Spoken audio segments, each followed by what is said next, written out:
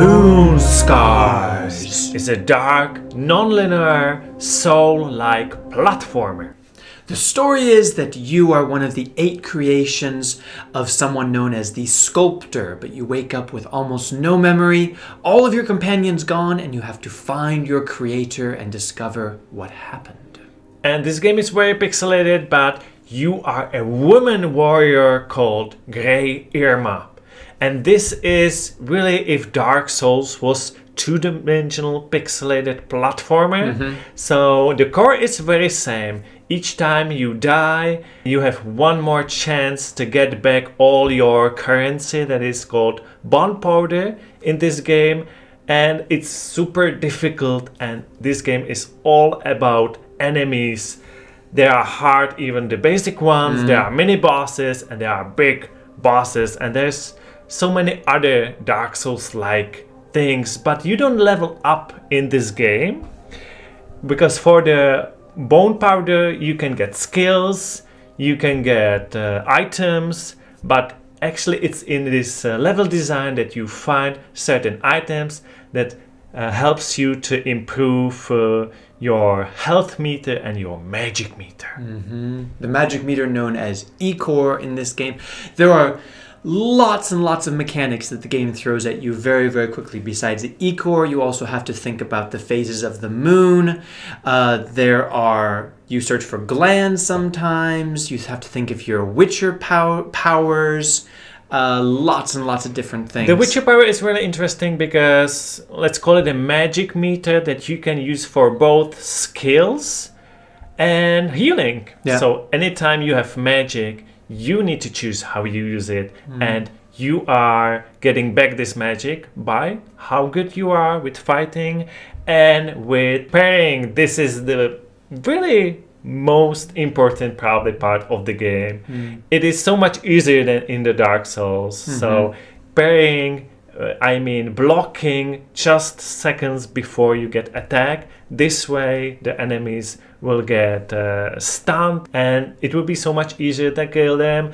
And it is a key tactic for bosses and how to beat them also. And something to be very clear about with this game is that it really keeps you on your toes. There are strong penalties for dying. At any point you might lose some buffs or some special skills that you had, and it will knock you back to a checkpoint.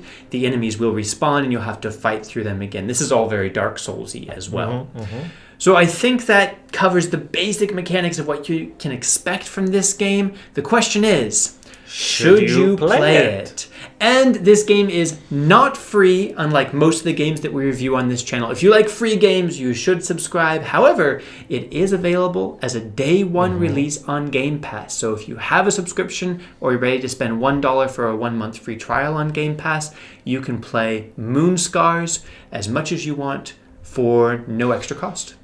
So this game is described itself as a non-linear. It's true, it's about exploring the world, but it is very limited as it is a platformer.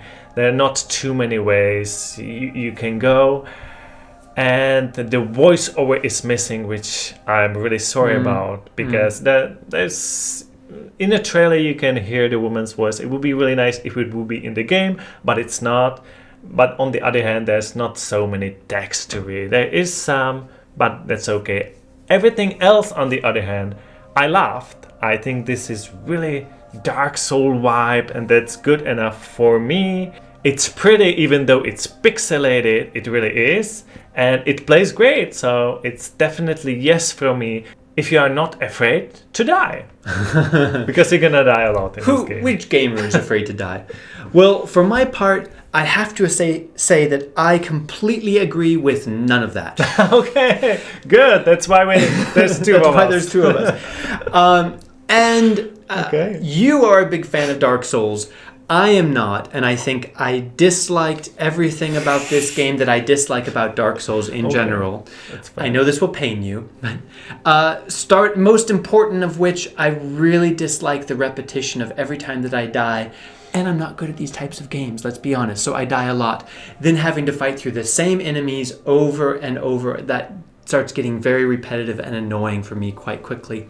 The other thing that was interesting as a mechanic is that sometimes when you die, you're able to create kind of a clay clone of yourself that has some special abilities, like a hammer to stun people or a spear to throw it.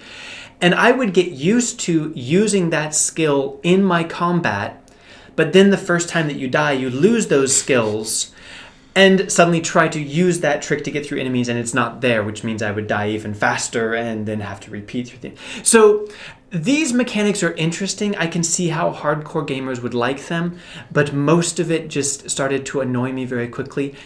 And finally, the story is definitely trying to be very deep and mysterious and profound somehow, very philosophical. I just found it very confusing and I agree, this story is not the strong part of the game. Yeah. So, all that being said, no surprise, for me, it's a no, specifically because of the type of gamer that I am, and this game is not for me. I, Caleb, totally agree. You need to be prepared.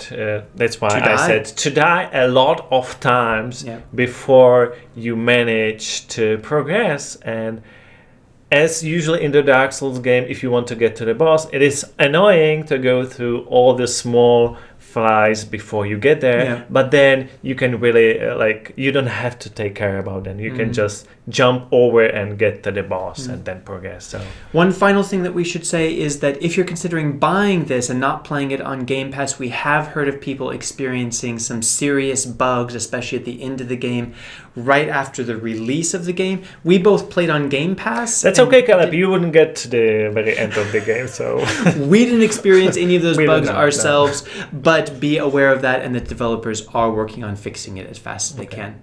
Hope this review was useful, and we also review weekly free games from Epic, so if you're interested in that, check it out. And see you next time. Bye. Bye.